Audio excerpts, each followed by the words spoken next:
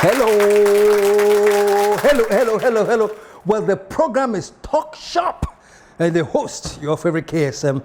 And on this program, as we do all the time, we tell it like it is and let the chips fall where they may. And the slogan for the program is what kills me, man. I ask the question, what time is it? And the response is the same. It's nation time.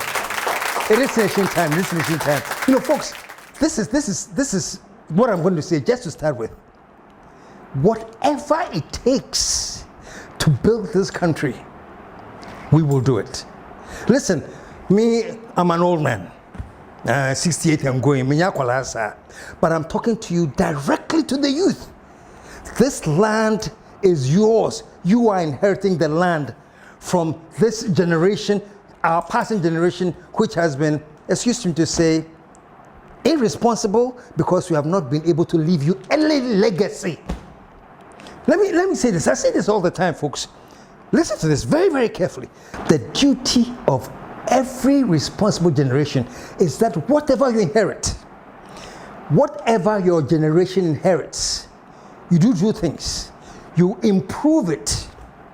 You make it better so that you can hand over to the next generation something better than you inherited.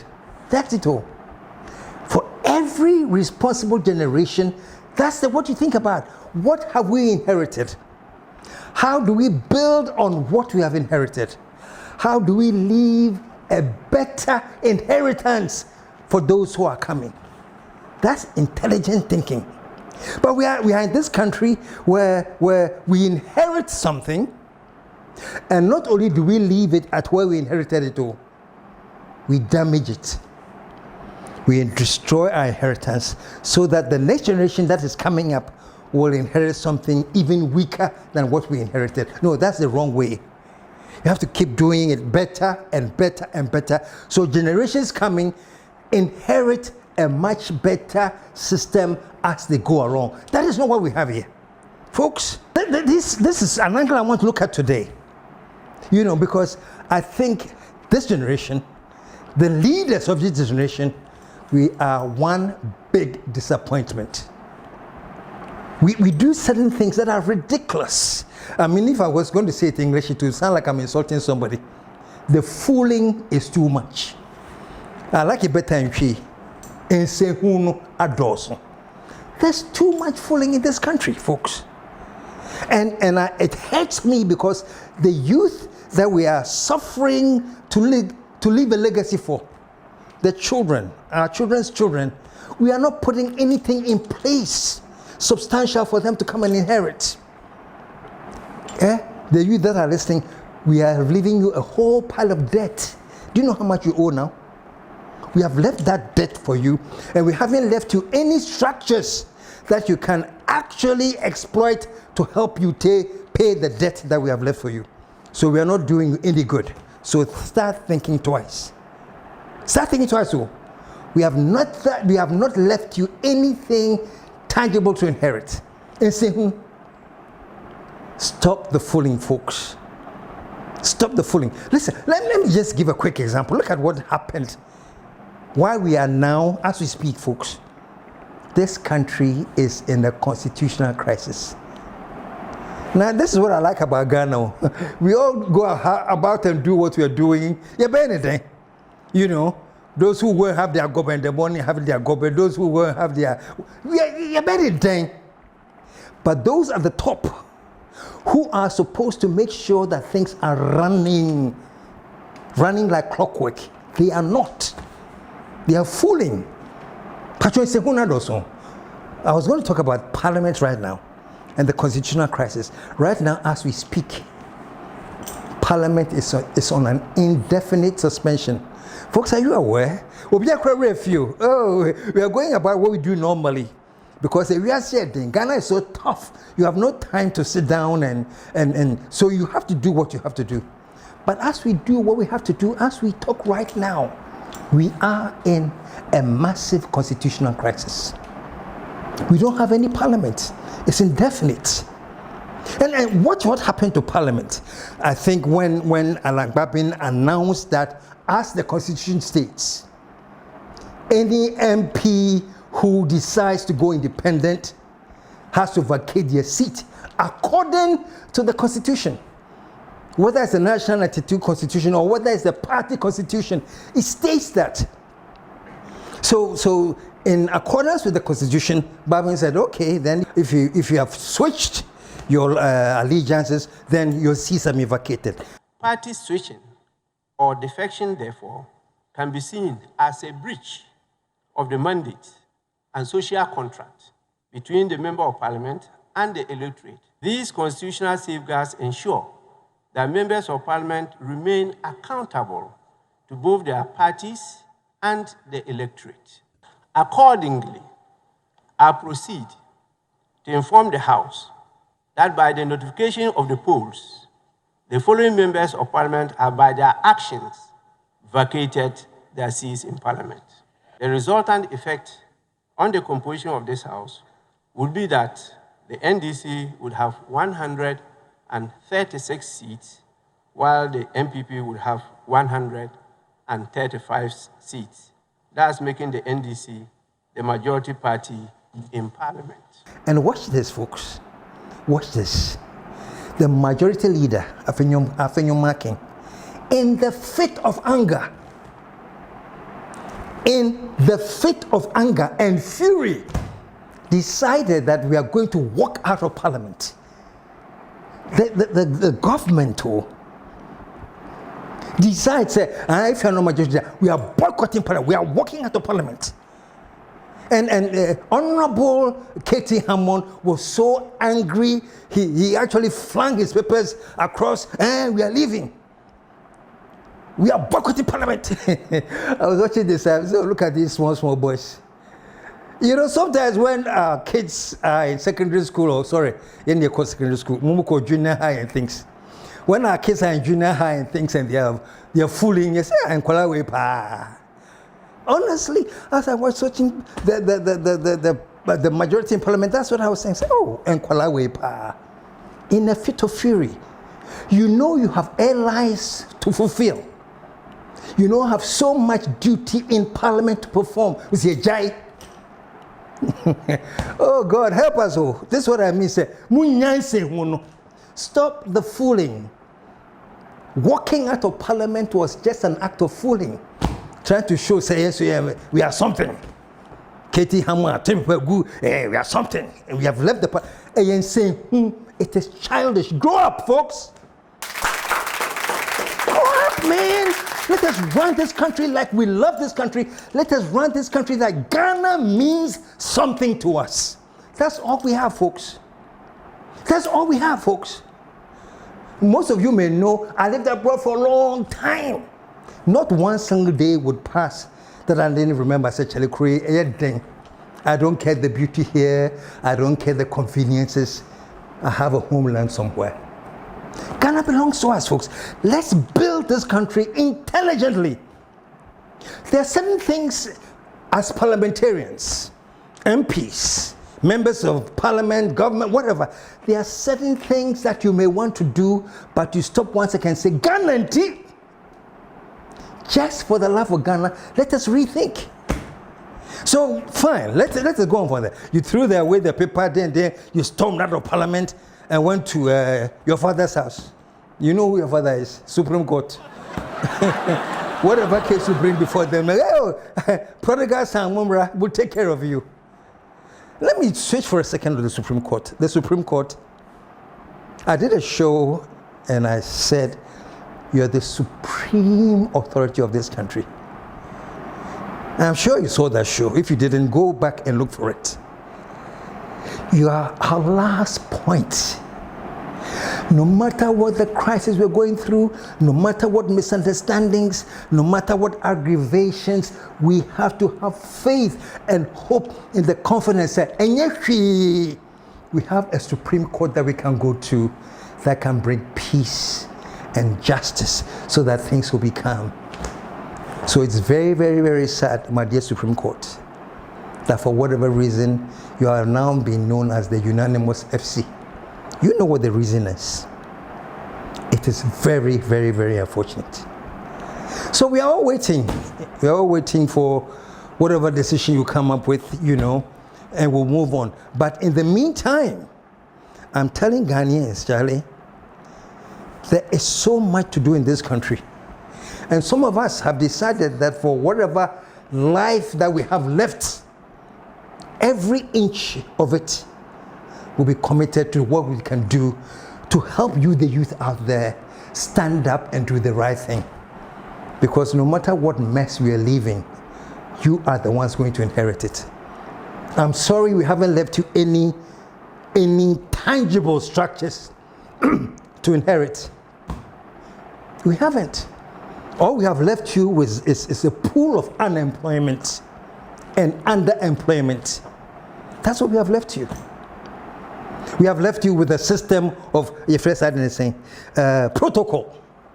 Back in the day, they took people to join the army who were fit and qualified.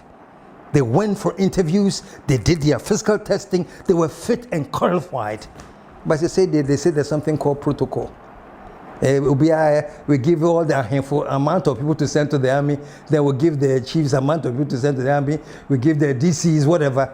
My goodness, we are sitting down beautifully crafting how best we can destroy this country. When you recruit people for the Ghana Army, Ghana Police Force, immigration, and you recruit anybody for the armed forces, your focus should be, I am recruiting somebody that's patriotic, that is dynamic, that is principled, that wants to build this nation. Not somebody who doesn't even want to go to the army, but because their father is a DCE and belongs to this party, oh, come, we'll put you on the protocol list.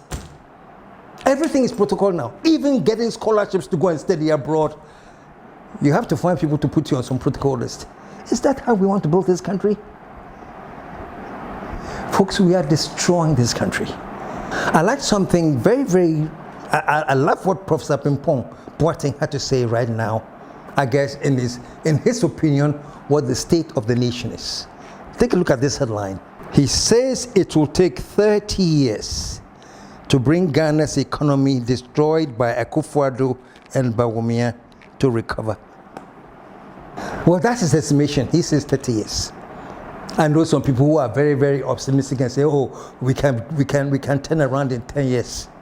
Some people are even more optimistic and say we can do it in 5 years. Forget about how many years you think it will take to recover. The point is that we are in the pits as a nation. We are in the pits. That's all this headline is saying. You talk about how many years you think it will take you to recover, but the fact is that this nation is in the pits. People like us are frustrated because we have seen Ghana once before. You know this statement, the first shall be last? Or they say, yes, Ghana was number uno when it came to Africa. They say, the first is now the last. Because of too much fooling, folks. In Sehuna Dawson, we don't pay attention to the things that we need to correct to move this nation forward. I am hoping that after the election that we are going to go into, we're going to enter an era where all of Ghanaians will realize the fooling that we have been through, and all of Ghanaians will have the energy to say, Charlie, things must change and change drastically for our sakes. We don't have any choice than to make sure that things change so that this country can move on.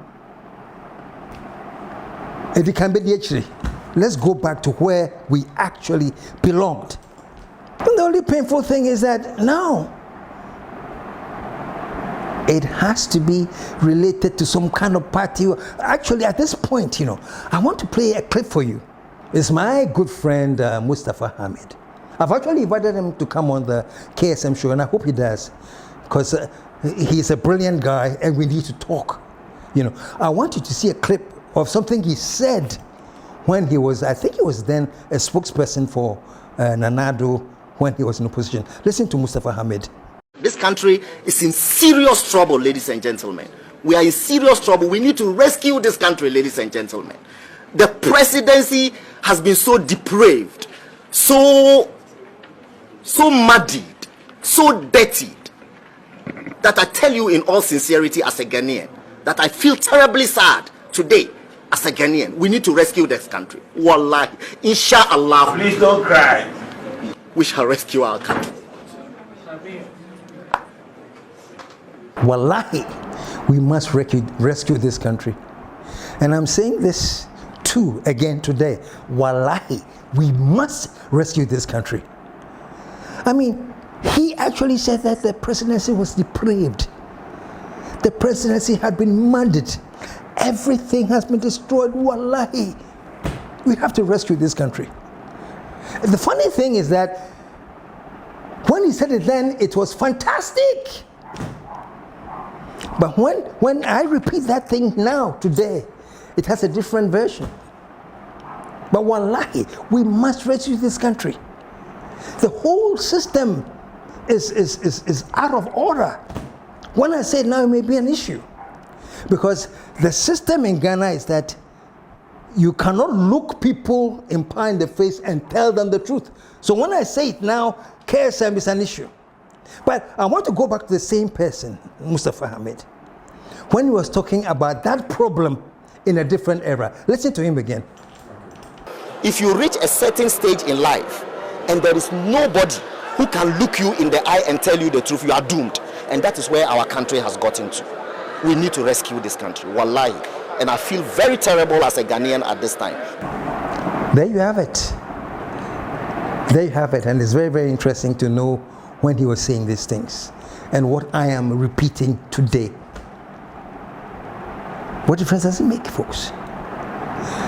This country, no matter how you look at it, it must be rescued. And who is going to rescue the country?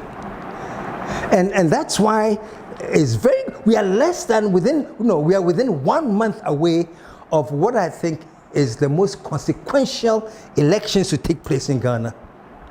The next election that we are going for. And it's so interesting that even as we prepare to go into our election, we go in a constitutional crisis where Parliament has been suspended and the Supreme Court is also keeping us on hold until we hear their decision. We will wait for the decision. I'll be very, very, very surprised if the decision comes out a certain way. But who knows? Let's wait for it and see. But folks, all I'm saying is this, that at this point that we are in, that we are in a constitutional crisis, we are still within 1 month away from a very, very major election. And I'm saying that it's a consequential election because this election, Ghana is now at the tipping point. We don't have a choice. We do not have a choice. Election is a choice, and whatever choice we make is going to decide where we tip. When we make the mistake and bringing the wrong person, we'll tip into chaos and anarchy. When we pick the right person, we're going to tip into prosperity. And they're all out there for you to decide who to tip.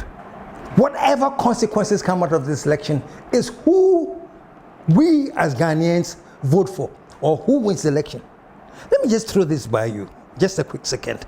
You know, Alan has been talking about transformation. Ghana needs to go through transformation, so he has a great transformational plan. I think Cheddar says he has industrial revolution for 16 regions and all of that, you know. And Mahama says he's going to reset the nation. You know, he says Ghana needs a reset, a rehabilitation of our thinking and everything. He calls it the reset. By the way, talking about reset, yeah, Charlie, stop the fooling. I'm going to, let's put everything on hold for just a quick second, okay?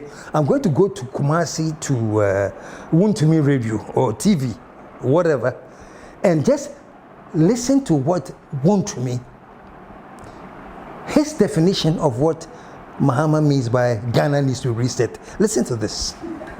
Ayi Mahama, na ya ode bai, ade a okan ne say, I'm going to reset economy. Ya ka say resetter, what you say? I say so oba be collapse all the economy no. So wo kra wo phone, na say your computer ayayi. Ah, wo dey adwuma sesi ano. Sa wo ka say wo reset sesi ayayi na. Bibia be free so.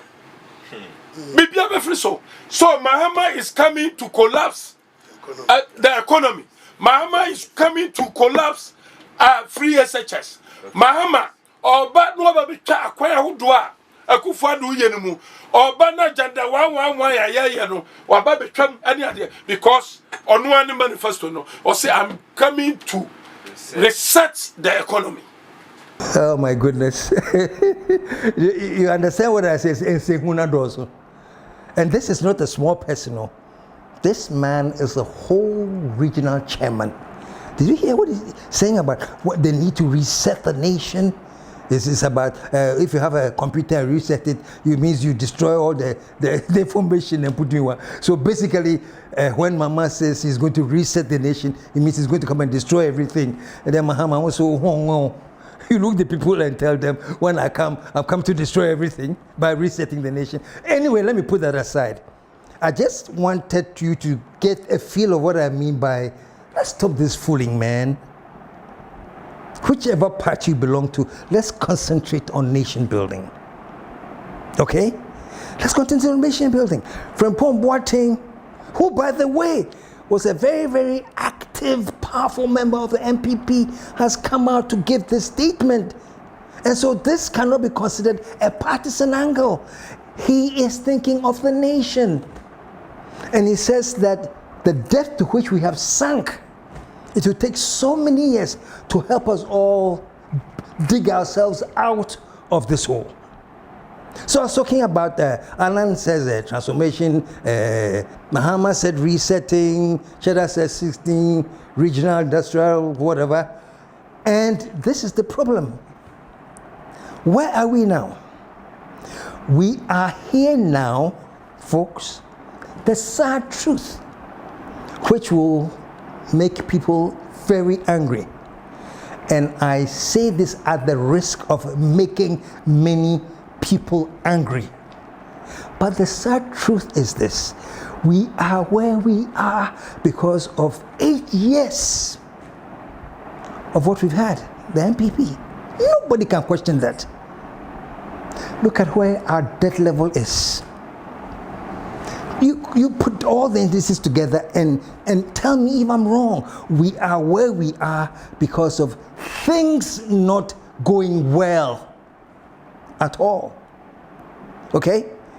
And today, as I talk to you, today, I hear that the dollar is almost 17 plus. And this is my point too.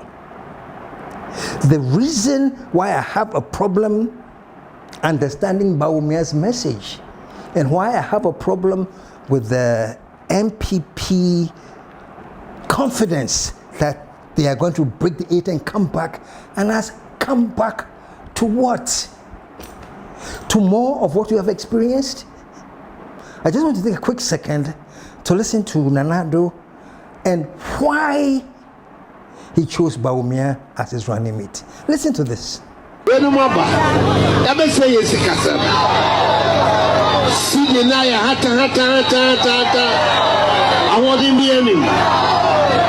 don't see one year deep down the young faso. What was it I said to maybe Muswa, Unya faso, because Sikano, a Munyedu. Nemonia Juma Kessia Babaye.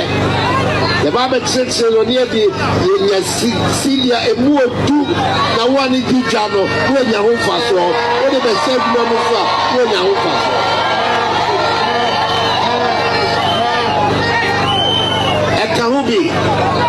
How be till I'm a coffee Bawumia, some come home. Yes, she say, you sick as some no, a year, Mexicano, the moon yet to build. Let me be a Jumani, I want also Bagana. You heard him. Or say, deny ha ha ha, which means that the CD didn't have any value. It was such a lightweight. I think the exchange rate was then about 3 or 4 cedis to the dollar. And that is what is bringing in Bawumia to fix it as his vice president. And he came in.